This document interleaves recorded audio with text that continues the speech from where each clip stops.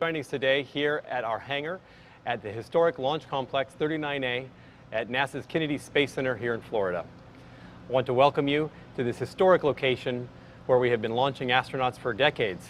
NASA crews have gone to the moon, they've gone to the space shuttle, and they've helped build the space station and launch things like the Hubble Space Telescope to space, right here from this location. And recently, in our partnership with NASA, we've been continuing to send NASA crews to the International Space Station to keep them staffed and doing the excellent science that they do. Right now I want to welcome and thank the crew of Inspiration4 for joining us. In just a little over 24 hours, they will be blasting off on the first all-civilian mission to space.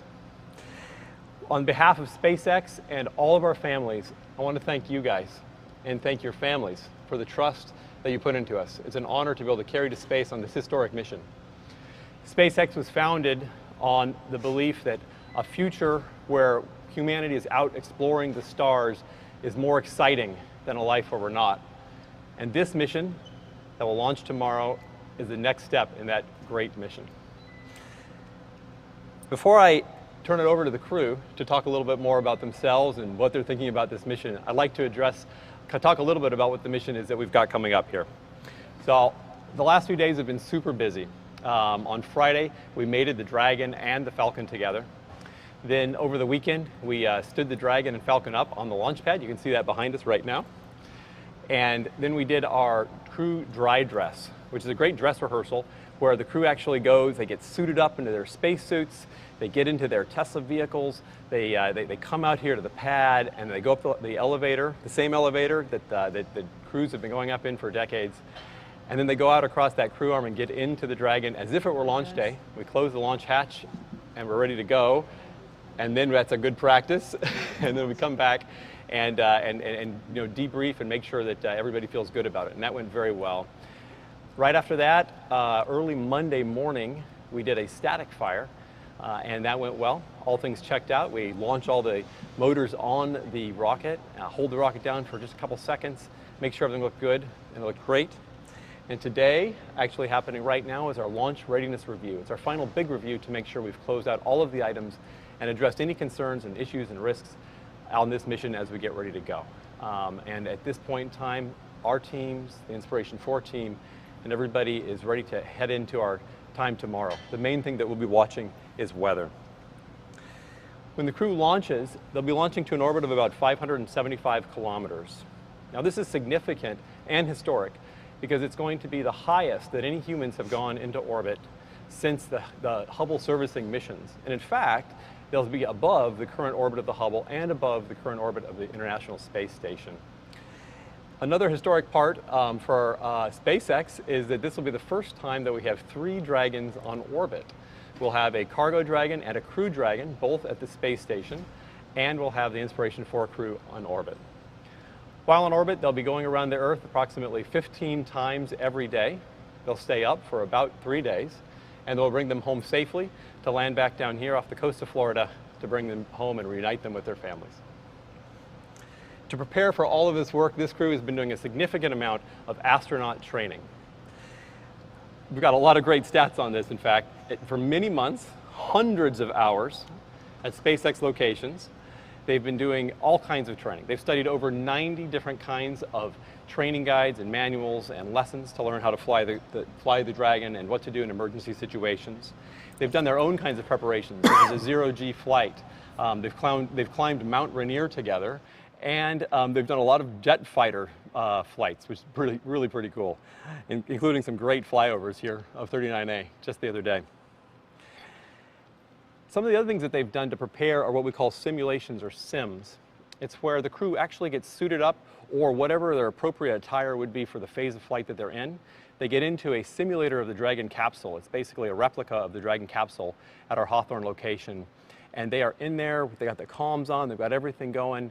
And all of our mission operation teams are also on console in the mission operations room, all integrated together doing these simulations. They've done many of these. In fact, they've even done a 12-hour and a 30-hour simulation, flight-like end to end, making sure that they're actually ready to go.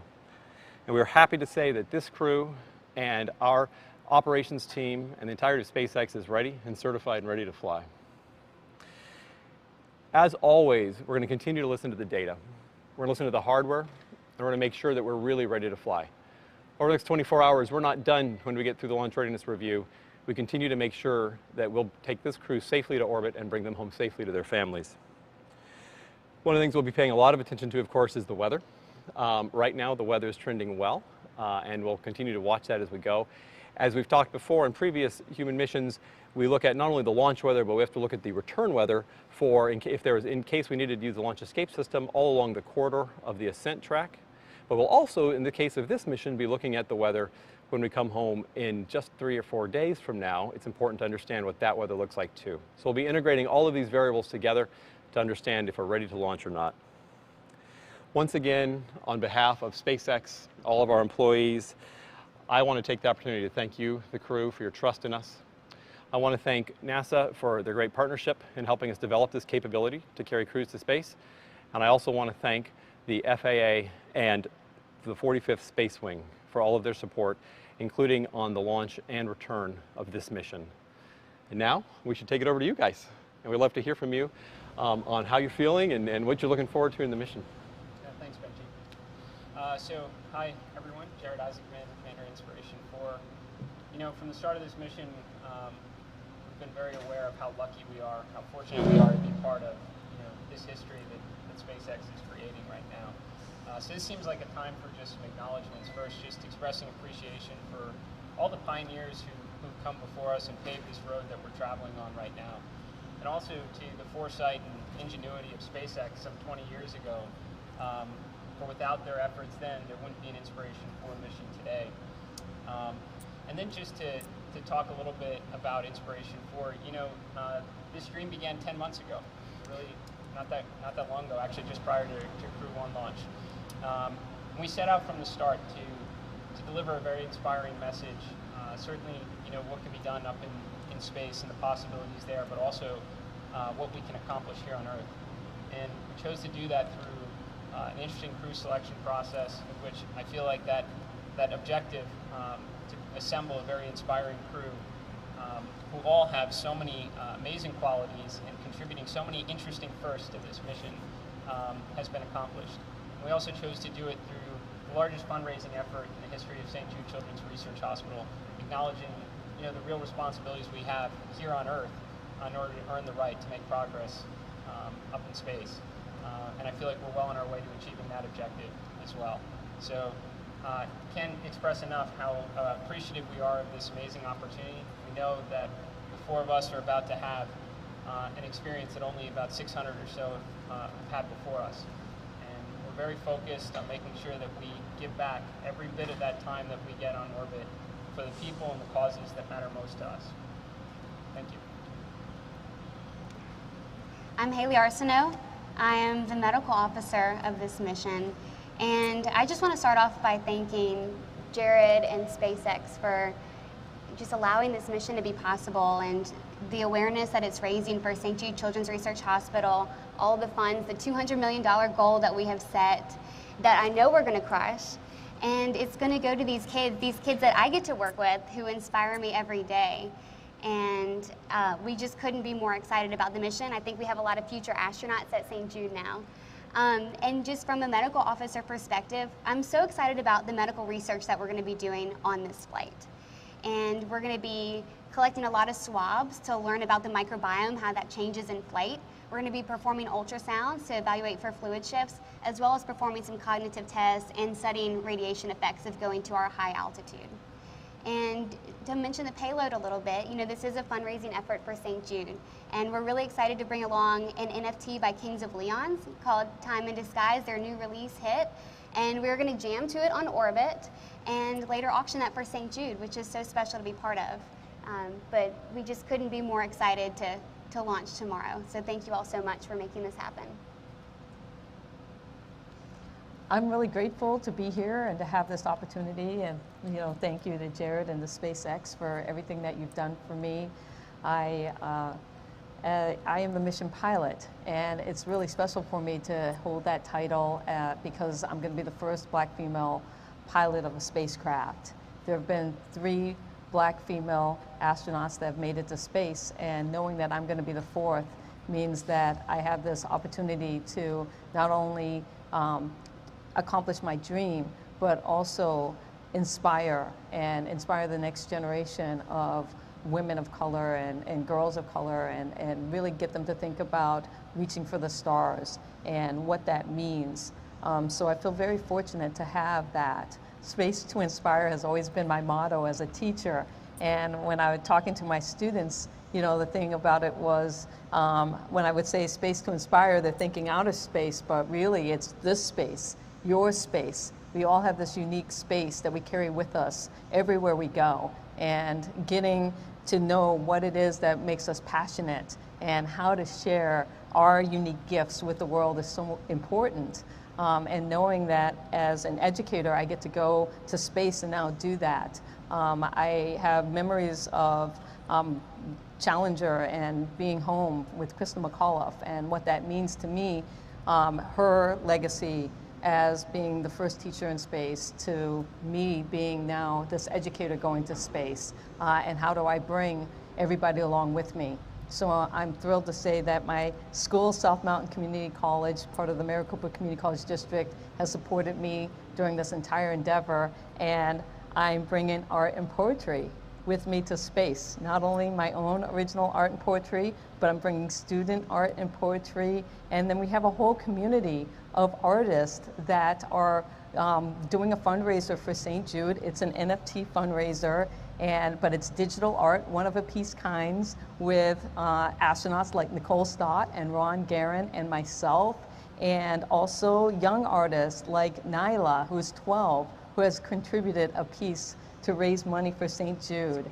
And so that's going to be available only while we're on orbit, and it's NFT going to space.com, and all the proceeds support St. Jude. Chris, what have you been thinking about? Oh gosh, I mean, so thanks, Leo. So I think I've been just thinking about how lucky I am to be a part of this crew, to be a part of this mission. From watching a Super Bowl commercial and making a donation to not winning that, and then having my friend win it, and then through his generosity give that spot to me, I think that just really puts me in a very special spot where not only do I feel very lucky to be here, but I have a huge responsibility to, you know, pay that forward and show that generosity towards others, and to bring that message to everyone else as we go through this flight and as we come back. I also get this opportunity to inspire my daughters, and it's already been an incredible year for them to see the folks at SpaceX working and to see all of the work that happens here at Kennedy Space Center. It's truly inspiring for her, as well as so many other kids, like you mentioned, Haley at St. Jude. And then I've talked to some other educators around the Northwest and throughout the country. They're very excited by this mission, and obviously that exuberance is coming through with me today as well. As a mission specialist on this flight, I'm really excited to make sure that we have a very successful mission, that we take care of all the medical experiments in a way that's truly going to help expand humanity's presence out in space for the long term. I also am very excited that I'll be able to try my hand at playing some music on the ukulele up in space, so I apologize for any ears that are listening intently, but I'll give it my best shot, and I do know the acoustics are pretty good in Dragon, so it'll come through. But I just also wanted to say, as we get on with our mission and go up into space, that I hope people take the opportunity to look ahead and look at each other and feel inspired to pursue whatever it is that you are passionate about, and give of your talents and your time and your resources to other people. Not only are we trying to raise money for St. Jude to try to eliminate childhood disease, but we can do so much good around if we just reach out to each other, and I know that that's what we're doing as a crew to make sure that we are going to be successful in space. So again, thanks to SpaceX, and Benji, thanks for taking the time to talk with us today, and Jared, thanks a lot for this opportunity. Awesome. You guys really are inspiring. Let's take a few questions here from the room. We'll take 4 or 5 here from the room, and anybody online, if you're going to be coming in, please press *1. Hello, Marcia Dunn, AP. You're 4 fairly ordinary people about to do something that's anything but ordinary. And I'm wondering if you have any last-minute jitters, butterflies, do you feel the pressure starting to mount just a day out? And what personal reassurances is Elon Musk offering you our words of wisdom. Sure. So I think maybe I can answer the last part of that question first, and then I think everybody should contribute. So we did just have a leadership check-in meeting, of which we have them rather regularly with SpaceX as well, especially as hardware, software, and all the other preparations were coming together for this launch. So Elon was on the last call and did give us his assurances again that the entire leadership team is solely focused on this mission and is very confident. So, and that obviously inspires a lot of confidence for us as well. But no jitters, excited to get going. So. Yeah, and just speaking to how we're feeling, I personally I'm so excited. And any jitters are the good kind, where I'm just so excited for tomorrow to get here, and just feeling really grateful to be where I am. I was always worried that this moment would never come in my life, so I'm ready to go. Let's do it. Right, and same for me. I never thought I would have this opportunity, but being able to be in front like this is great. No worries, no concerns. Maybe a little bit of stage fright a little bit when you have to sing and play at the same time, even though that was self-induced, but we'll have some fun up there. I'm totally confident in the entire SpaceX team, and so thrilled to be a part of it. I also like to look at risk on a relative basis. So the last couple days we've been tearing up the skies in some fighter jets, which I put at relatively higher risk in this mission, so that we're nice and comfortable as we get strapped into Falcon. Hi, Irene Klotz with Aviation Week in Space Technology. Jared mentioned that the training for this mission was more intensive than what he was thinking he was getting into. Benji, as the first flight that SpaceX has done without NASA oversight and NASA astronauts, and from any feedback you've been able to get from this crew, how do you think this training might change for future civilian crews? That's a great question. Ultimately, right, we want to make life multiplanetary. And that means putting millions of people in space one day. So the long-term vision is that space flight becomes airline-like, right? You can buy a ticket and you go. But right now, the appropriate thing is that we still train people significantly. And as I mentioned, this crew has been astronaut trained like our other crews that we've trained before. As we evolve, we may look at ways that we can, we want to make sure the crew is safe always. We want to make sure the public is safe during launch and reentry. But as we look for ways to evolve toward that airline-like model, we'll look for how we can, cut back on the amount of training that's necessary to ensure safety. Hi, Miriam Kramer with Axios. Good to see you guys. This question is for everybody, including Benji. I'm actually curious, the last time you were in this hangar and doing this kind of press conference, you were being announced to the world for Cyan and Chris. I wonder if you guys could reflect a little bit on how much things have changed for you, and just sort of even emotionally, what it feels like now versus then. Same for you, Benji, if you don't mind. Thanks. I'll start real quick because I want to hear from these guys mostly. For me, it blows me away, honestly. This has been about a 9-month-ish journey, right? 9 or 10 months. And so that's just incredible, right? And that's a sign of moving towards that, make space accessible for everybody. And it gives me goosebumps even right now to think about we were facing that way because we had some rockets here in the hangar. And now, a few months later, we're facing this way so you can see their rocket and their Dragon up on the pad. So it's pretty cool. Yeah, so I think it was just yesterday I was doing an interview, and one of the questions was, what have you really missed out on as you've gone through training? And the answer is reflection. We really haven't had the time, at least, I mean, not to speak on behalf of the crew, but we talk about this quite a bit. From the time this mission was announced in this hangar to where we are today, we've just been going supersonic. It's just been super fast. One training event after the next, a number of these life-changing experiences in their own right in quick succession. So yeah, I mean, as we walk in here, for sure, it clicks that, I think last time we were talking to a lot of cameras was when we announced this whole thing, but that feels like it was yesterday. So it's one of the reasons we're really happy that we've had a chance to connect with all of you, why there's a documentary, so that, when this thing's over, we have a chance to look back on everything we've experienced and kind of remember those good memories. Back when we were here last, I think that was in February, it felt far away that we were going to space. We didn't have a date. It was almost kind of abstract. And now, I mean, our rocket is behind us, and we're going in about 27 hours or so. And so it's just so much more real and just so exciting. For me, since the announcement when we were here last, every day has been the best day of my life. And it's only getting better. So I'm just thrilled and just holding on, and maybe reflect once we get back and are at the splashdown party, but every day it just gets better and better. Yeah, I agree with Cyan.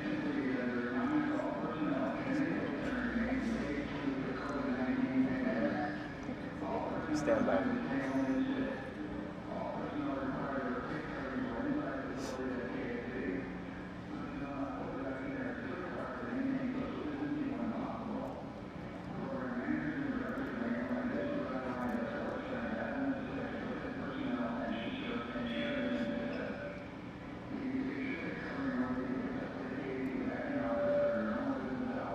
At least it's not the hurricane warning. That's true. That's true. That would mess So with timelines. we're going to let you continue. Just for everybody knowing what was going on in the background there was a COVID announcement. There's a speaker system here on the station and the base that we have to hear certain warnings. And this was a COVID reminder.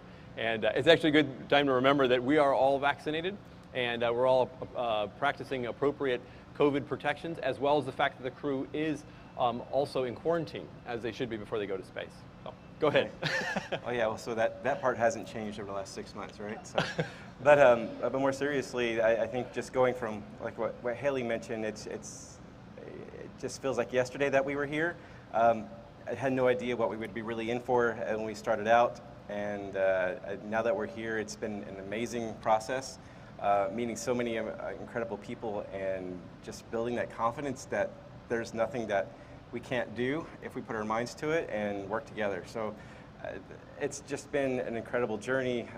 I just can't believe that I'm still sitting here, and like Jared mentioned too, we'll reflect back on everything when we come back, and I think we're not done once we do splashdown either. I know that we want to continue to be able to inspire people throughout everything that we've done in space and throughout this entire year, and through the documentary that's out now that you can take a look at and learn some more about what the experiences we've done this year. That'll be our way of processing as well, and we'll be processing right along with you guys through all of this. So I'm excited to take every one of you up with us now that we are here, like Haley said, 27 hours.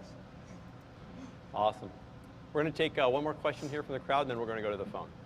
Hello, congrats everyone. My question is, what was the most difficult part of your training?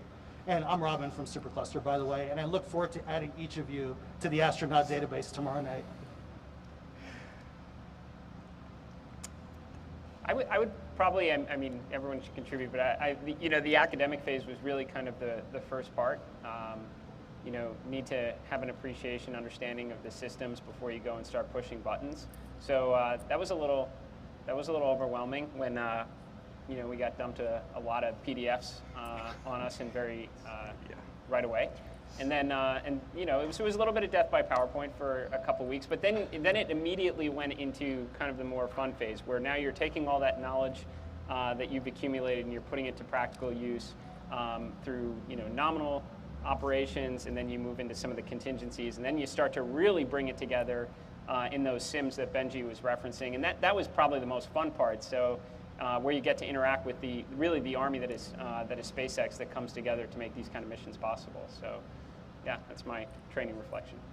Well, I might just jump up ahead so you can end on a good note too, baby. But I know that for me, one of the most difficult parts for this was just going through it with my family, how I've had this incredible year with my crew and my teammates here, but remembering that our families are the ones that are also supporting us in all this, and they're having a completely different experience, and listening to everything from the outside without being right down the center line of working with Benji and the team at SpaceX.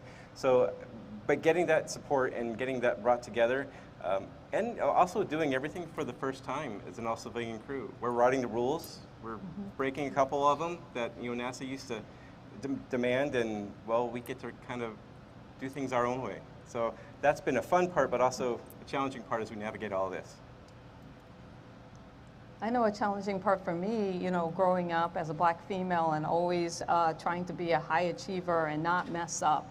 And so just having that pressure on yourself of, thinking about not wanting to be eliminated, not wanting to miss out. Make sure you're the best of the best, because you're opening up the door for the people who follow you. And a lot of times, if you're in that position of a role model, if you slip or you mess up, then it means that you're kind of shutting the door for those behind you.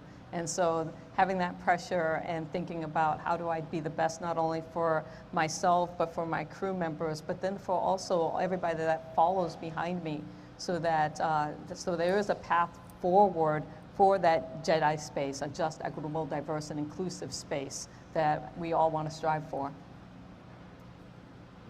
You've done an incredible job. Yeah. And for me, probably the most daunting, I will say, instead of difficult, was climbing Mount Rainier. And that was one of our first crew bonding experiences. We got to know each other really well, really quickly, and as we hiked for almost 10 hours up the mountain and then spent 3 days on the mountain. But I think it definitely showed us that we can get through anything together, like Chris said, and also we get along really well under pressure. Awesome. Right now we're going to go to the phone. I think we have Michael Sheets from CNBC. Hi, everybody. Great to chat with you guys.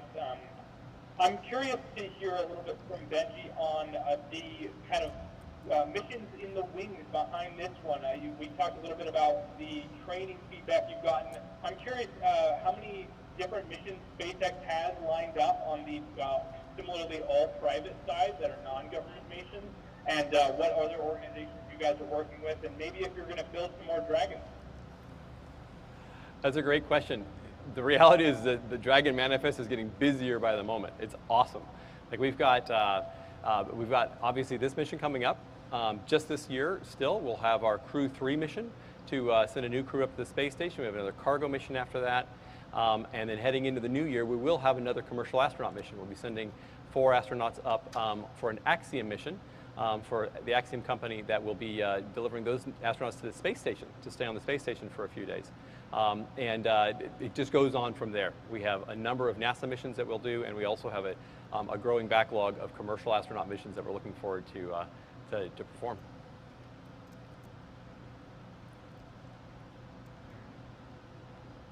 I think we have Nick Mazoff from People magazine on the line.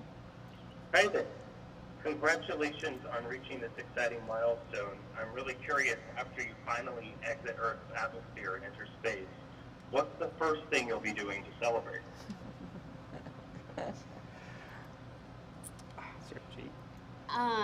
So I'll be excited to get back to my patients and get to share this with them. I think there's going to be a lot of fun pics and stories to share. Yeah, I think once we're up on orbit, the first thing we'll be excited to see is to see Haley find out or reveal what our zero-G indicator is, and or how that connects back to our overall mission. I think that's going to be the first way we celebrate. Completely agree. Yeah, just toss that out. And then when we get to reveal the cupola for the first time, will be a really big moment, I think, because that view, we're all excited about it. Yes, yeah. Awesome. All right, let's go back to the room. Hey guys, Ed Ludlow from Bloomberg TV. Benji and Jared, in one of the scenes in the documentary series, there was some debate about the merits of going to 575 kilometers. And there was a dissenting voice in the room, off camera, on the phone. Ultimately, Benji, who made that decision? Where did the buck stop on going to that distance? And what are the kind of additional challenges and risks? And Jared, why were you so set on going to that altitude for the orbit? Why don't we start with Jared?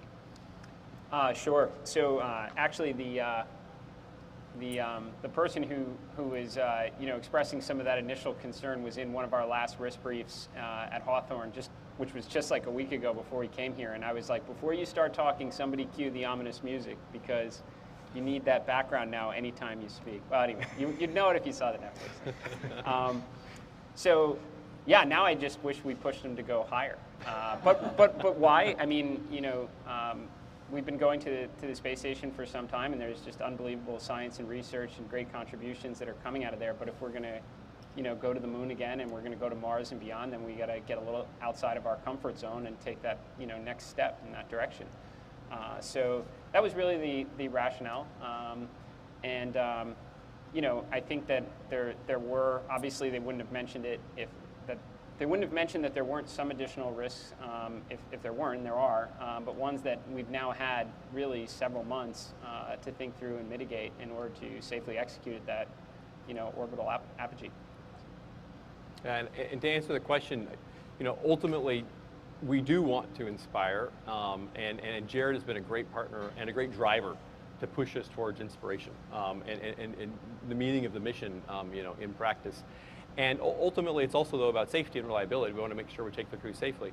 So when we first set up the mission, we look at it and we say, well, okay, what have we been doing? What do we know how to do really well? We've been doing it for NASA. So we were looking at those kinds of parameters. But it's not to say that you can't go and do more, and you should go and do more when you can. And so I think it was a great push, honestly, from Jared, and the team looked at it, we assessed it. It's certainly Dragon's capable of doing it, and we did all the risk analysis to make sure that we'd fly safely. I mean, this is just to brag a little bit on SpaceX. I mean, this is the organization, that is going to, in large part, get us to the moon, and certainly with the eyes towards Mars, right? And there's a lot of risks on a 6-month journey like that. So better to, I think, start taking some steps now, today, in a very well thought out and mitigated way, so that we can continue to reach towards those extraordinary goals, like making life multiplanetary and the world more interesting when people can journey among the stars. Chris Gephardt with NASA Spaceflight. I'm wondering, Haley, you mentioned all the science experiments that are on board. Are there others than the ones that you mentioned before? And for all of you, what's sort of the science experiment you're most excited about for this one in terms of either performing it or what it can give back to us after the mission? Thank you. Yeah. So those are the main ones that we're doing, and we're really excited about the ultrasound. We've all gotten briefed on ultrasound and to evaluate the fluid shifts. And it's really unique that this is flying with us. And so I know the docs at SpaceX are really excited about it, and so we are too. I think some of the ultrasound ones, will give us some insight into intracranial pressure, which may help understand some things that have, some vision-related issues that have impacted astronauts previously. We also have had giant chunks of our skin taken before and after flight, which Leo here has a great idea. If you get them in the same spot on the arm, you can create dragon eyes for the eventual dragon tattoo, which is cool. But this is going to be important too, because they're going at our orbital altitude. It is a higher radiation profile than what would be observed at the space station. And the greater the understanding we can have on that, the better planning we can make for future long-duration missions like going to Mars. Right. I know we're also, a couple of us are measuring our glucose levels during flight. We're looking for ways to include more people going into space, not just eliminate folks. So by understanding how the body, metabolizes its sugar over the course of 3 days, if it's different in space, that's another great contribution, because we could potentially be able to send diabetics up into space if there's some mitigating factors that we could do to help support those. And for me, from just an artistic standpoint, I'm excited to bring paint and do some art in space, and thinking about just the fluids and the dynamics of watercolors and pulling paint from the palette and putting it onto the paper, but also pens and markers, and really trying to show my students what that looks like and how that process is happening. And so I'm excited to see what not so great masterpiece that I will be making while you're playing. Oh, yeah. So it'll be a fun art experiment up there. Hi everyone, Jackie Waddles, CNN. So my question is about the capsule. Would love to hear from any of you. I'm sure you're very familiar with the craft you're going in, but also for Benji, are there specific differences apart from adding the cupola that are built in for safety? Any other changes that were made to resilience before this flight? The cupola is the main change that we made. And really, it just takes the place of the docking adapter. Since we're not docking anywhere, it makes sense to have a cupola and have the biggest contiguous window that's ever been put in space. But otherwise, it's the same very safe Dragon that we're flying right now for NASA crews. Hey, it's Chris Davenport with the Washington Post. Benji, just to follow up on the question about the higher altitude, can you talk a little bit about that risk analysis, what went into it, and how you ultimately came to the conclusion that, yeah, we can fly them at that altitude, it's safe to do so? Sure, absolutely. You know, so a lot of things go into what, you know, when you're doing a mission plan, right, a mission profile, or what we call mission design. And first of all, you want to talk about performance, right? Do we have the prop or the fuel to go to where we need to go to? And have plenty of margin for the entire mission, and then additional if we have, you know, need to stay up any longer, and then, you know, plenty to come home. So you're doing a budget there. You're doing budgets across all of your other consumables as well, right? So for example, your ability to scrub carbon dioxide out of the capsule, or your water, your oxygen, food, things like this, of course. Other things that you're looking at as you go to the higher altitude, Jared mentioned one, right, is a radiation environment. Another one, of course, that we talk about is micrometeorite, MMOD, or micrometeorite impact, orbital debris. We need to make sure that we understand and have bounded, you know, any risk assessment based on that, and make sure that we're flying Dragon and Dragon's able to handle that. And so these are the kinds of kind of across the whole vehicle and across the whole mission where you look at, okay, this is our profile, this is where we want to go. Does the vehicle perform and come home with adequate safety margin to do that? So a lot of it is a safety margin analysis. Hi folks, Katie Coleman, one of the former astronauts, and actually I'm along with Leland Melvin and Ron Guerin. We are helping to host the Netflix Time, you know, send-off, which is really a way for everyone that you love to be watching if they're not here, right? And we were talking last night, and we really, like, we know what it's like to fly on the shuttle and live inside the shuttle. And we know what it's like to do that on the station, but we don't know what it's like to be inside the Dragon. And we would love to know, what are you most, like, what are you most excited about, and maybe kind of like, oh, let's see how this goes in terms of those 3 days, because everyone wants to know. And it's nice to see you. Well, I think we got a really good taste of life in Dragon. We did a 30-hour simulation. And so we were in our Dragon simulator in Hawthorne for 30 hours straight, and we had a great time. But also it was so helpful because we went through the process of launch and then just living in Dragon, and we did some of our experiments. We did different things that we're going to be performing up there, some of our daily tasks, and we even practiced calling our families. And so we got a really good taste. We slept in the Dragon simulator, and then the next day we went through reentry. But we were really funny in space. We were just having such a good time and joking around. And at the end of the simulator, at the end of the 30 hours, I was like, oh, I don't want to leave you guys. So I'm excited we'll have a little bit longer when we're actually in space. I think also just moving around. You know, we did a zero-G flight, but it's not enough time.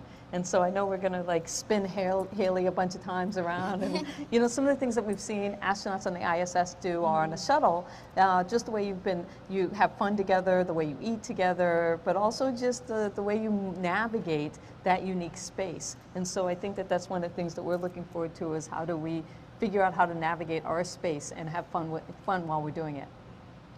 Well, we're just excited to welcome you to the family. Thank you. Much appreciated.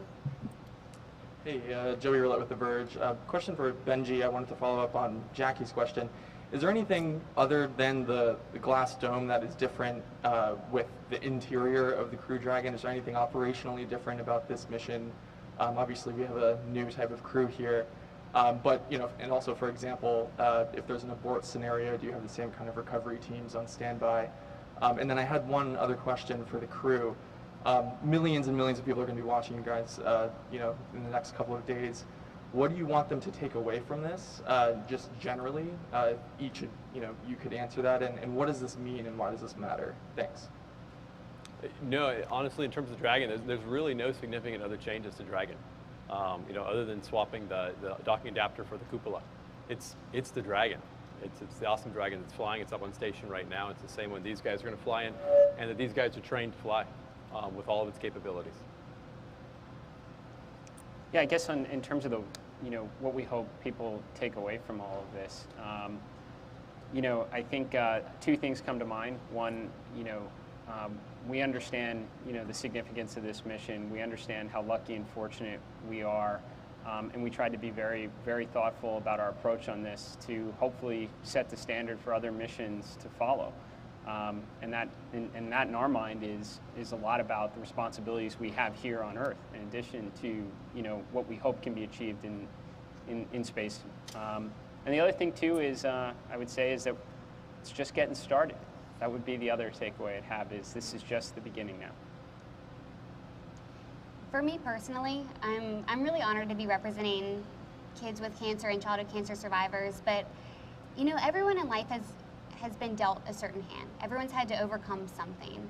And I hope that those who are in the process of overcoming something can look to me and see the importance of holding on to hope, because I firmly believe that there are better days and you don't know what's around the corner. For me, as a geoscientist, there's no better place than home. So I think about how solving for space solves for Earth.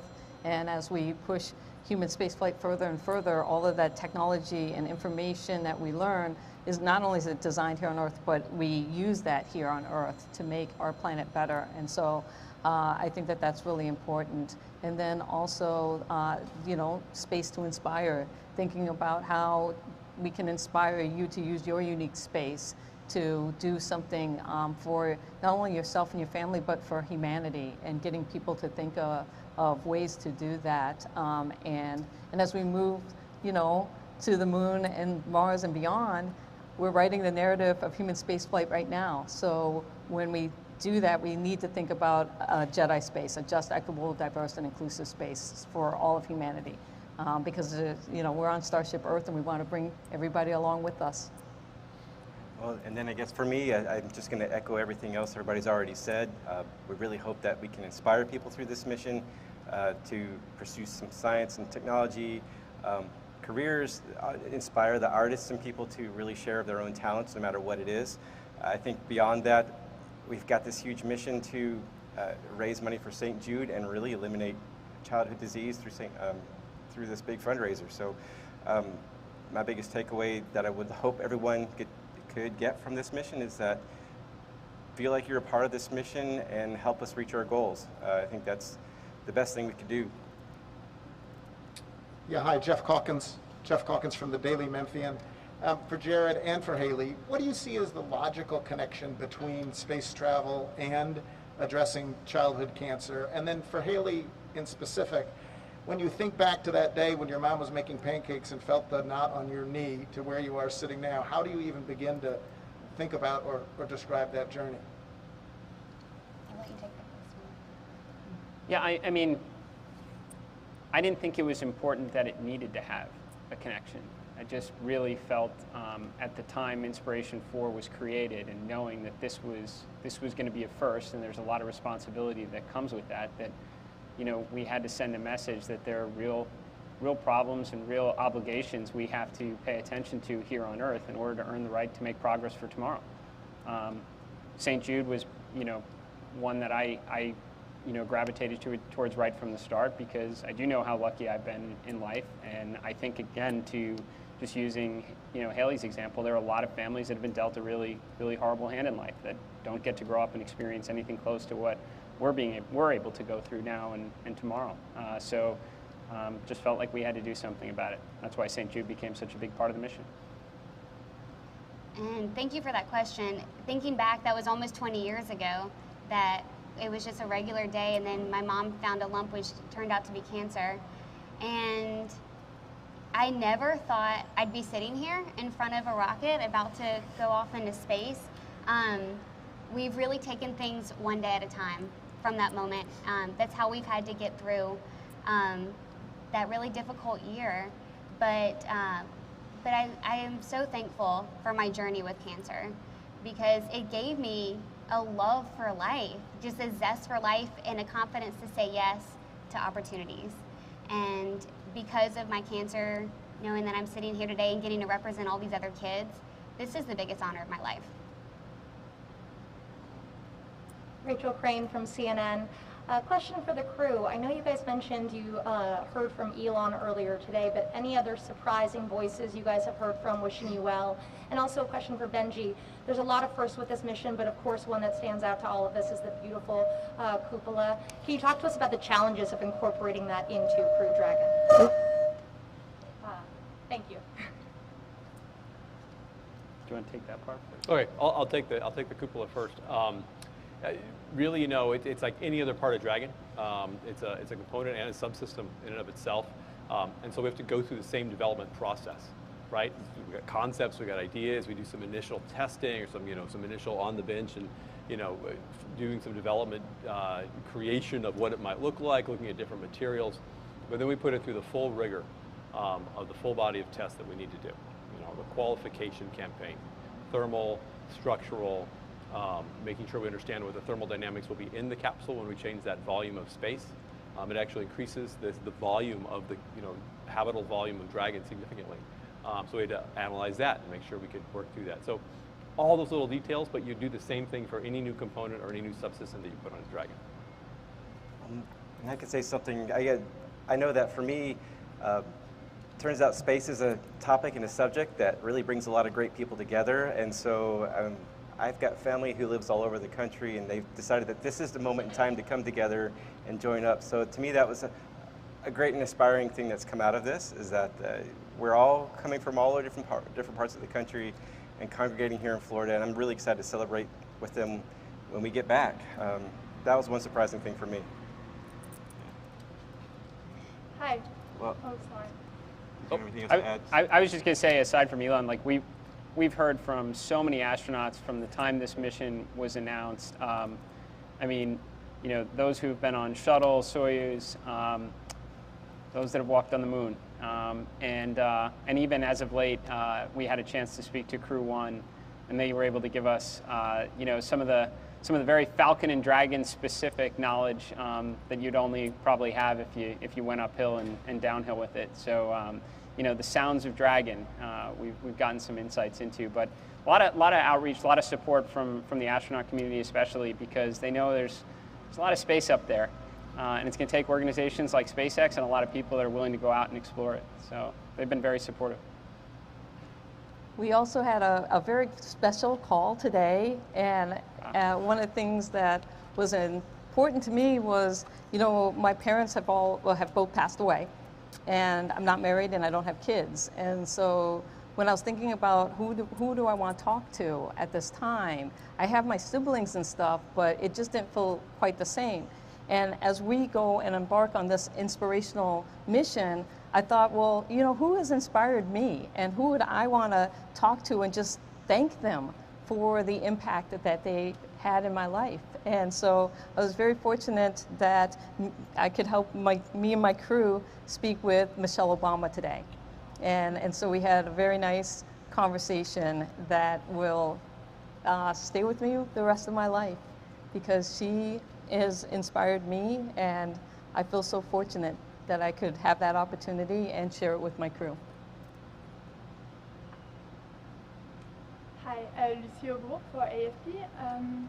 Publishing stories about this mission in the last few days, we've been able to see a lot of comments on social media about the environment, and people in the general public often say, well, this is bad for the environment. So I'm just curious, Jared, how you respond to that critic. Well, I think, the founder of SpaceX who's able to make this mission possible, I can't think of an individual who's had more of a positive impact on the world with Tesla. I mean, a single individual that's, been able to really bring about this electronic vehicle revolutions. You're not talking about somebody or an organization here that openly disregards the impact of the environment. The whole roadmap, and I think it's rather public, is how to continue to make this type of capability, more sustainable, but also it recognizes that there are a lot of things that some of which are outside of our control that can have a pretty detrimental impact on our home planet here. And that's why it's so important to make humankind a multiplanetary species. So yeah, I think that there's certainly valid concerns there. It's always worth the discussion and debate. But I think if you really do the research behind it, you're talking about an organization here that cares very, very much about this world we live in, and that's why SpaceX exists. Hi, Ken Chang from New York Times. In the documentary, there was a mention of cold pizza. So I was wondering if that's been ordered and packed up. And more broadly, what else will you be eating during the mission? And what are sort of the daily life things going to be like on the mission, such as eating and sleeping? What are the arrangements? Or are there sleeping bags and such? The cold pizza better be packed, because that was my order. You know, food and mood is so important. So I think for us, it was really important working with SpaceX to get food that made us feel comfortable and that we could eat. And they've done a great job of accommodating that because I think we're all really happy. Yeah. Food's gonna be great. And then just daily life up there, it's gonna be fun. It's like an extended camping trip. You know, you're in a camper van with some of your closest friends for 3 days, and it's just, you roll out the sleeping bags at night just like any other camping trip, and just strap yourself in so you don't float into each other during the middle of the night, and just do all those normal things that you do just to live and you know, just like we do every day. So it'll be a couple unique challenges, you know, but maintaining privacy here and there, but we've gotten some great tips like Jared mentioned from Crew 1, and we'll let you know more about how successful they were when we come back. We came out of the 30-hour sim and still wanted to go, so I think that's a good sign. For sure. All right, now we're going to go to the phone. I think we have Stephen Clark from Spaceflight Now.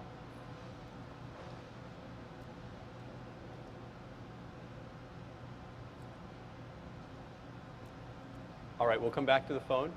We'll go ahead and take one from the room. Japan. I have a question about the launch capability of the crewed mission of SpaceX. So there's 2 more missions coming up in the next few months after this Inspiration4 mission.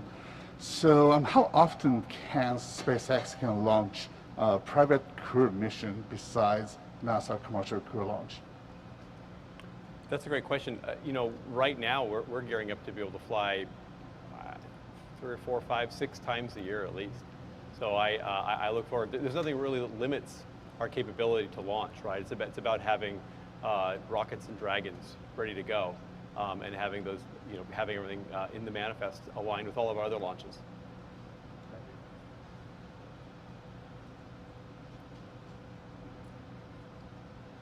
Sounds like I'm hearing that we're going to go to Emily Speck from KNG.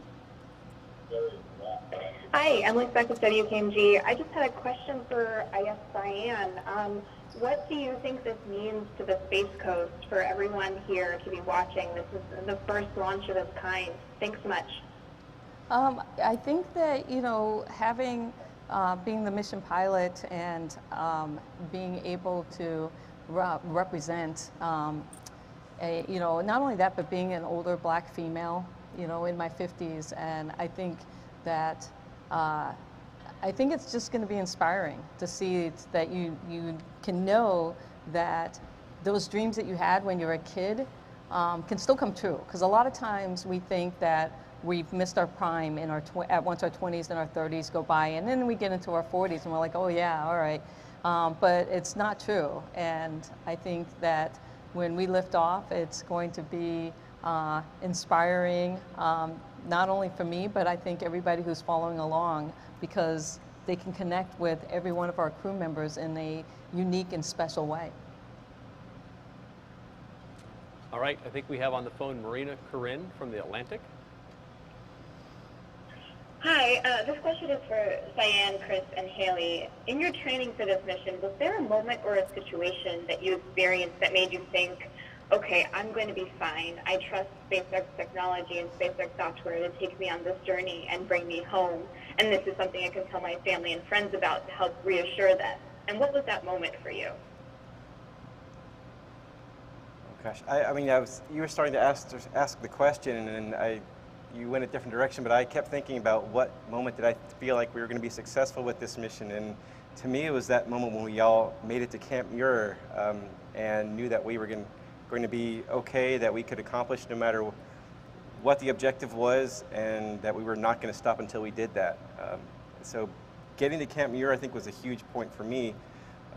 In terms of knowing that I could bring a message back to my family to show them exactly what we're doing, I think that was probably almost day one at SpaceX. They gave us their quick introductory Space 101 presentation of how they see a mission going, how they see a mission working, and knowing all the safety and experts they put behind everything that they do, that really sealed the deal there. It's like, I don't have any worries, concerns.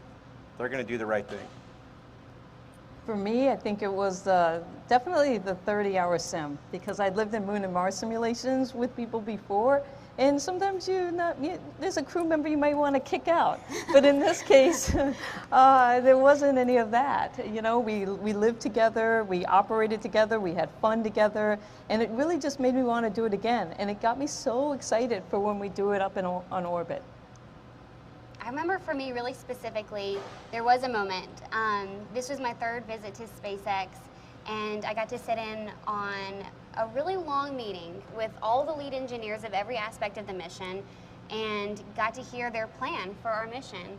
And my mom she was at SpaceX too. We got to meet everybody, and at the end of the day, we looked at each other and said, "We trust them. I'm in great hands." And we still think so, for sure. Okay, I think on the phone we have Manuel Asante from Debate. Hi, how are you? Thank you. Manuel Masanti from Debate. Congratulations to the 4 of you. This is an incredibly exciting mission. You know that I cover the space program in Spanish, and I know that Haley speaks some Spanish, and it would be so nice to listen to her say a few words. So if you don't mind, Haley, very two quick questions. Me gustaría que nos cuentes, quizás en representación de los 4, cómo se sienten, cuáles son las sensaciones después de 5 meses de entrenamiento y a 24 horas nada más de lanzar mañana en esta increíble misión. Y después sabes que hay una comunidad muy grande de gente que habla en español, no solo en los Estados Unidos, sino en toda Latinoamérica, desde México, Argentina, España, que están siguiendo paso a paso esta misión. Y me quería preguntarte si tenés pensado dar algún mensaje en español cuando estés en órbita. Muchas gracias y felicidades a los 4 de vuelta. Pues claro que sí. Y estoy muy, muy, muy emocionada para ir en 24 horas o más. Y claro que sí que quiero recordar un mensaje en español, porque hay muchas personas que hablan español que me han dado apoyo y que tienen en mi corazón. Está muy bien. Esa es nuestra casi última respuesta. That'll be our almost last question. We have our last question coming up right now, but I didn't quite catch if it's in the room or on the floor. Tim Dodd? Hey. Hi, Tim Dodd, the Everyday Astronaut. Besides you, lovely crew, and everyone up there, the other star of the show obviously has been the cupola. I have 2 more questions about the cupola. First off, Jared, did you know that was an option when you were booking this flight? Did you actually, I mean, that's the selling point right there. Like, that cupola is amazing. Did you know about that? And then the other question I have about it, is there, that mock-up has a beautiful view, would be taken from like the little latch of a camera. Is there actually a camera that will have that view of you guys inside the cupola with Earth in the background? Like, is that going to happen on this mission? So I was not aware that the cupola was in works at the time Inspiration4 was created. It's actually, again, it's one of the other things I'd just like to brag on SpaceX about is that, I mean, that really became, that idea was starting to gain momentum in December, so about a month and a half after Inspiration4 was born. So to see something like aerospace go from a concept through development, through analysis, testing, and be flight ready within essentially 6 months is unheard of, especially something as significant as like the largest continuous window in space. So anyway, super impressive, but not something we knew of at the time, but has been incorporated into our training as we progressed. And the answer is there is a camera. So should have some pretty cool shots. That's awesome. Awesome. Thanks, guys. All right, I think that's going to wrap our briefing for today.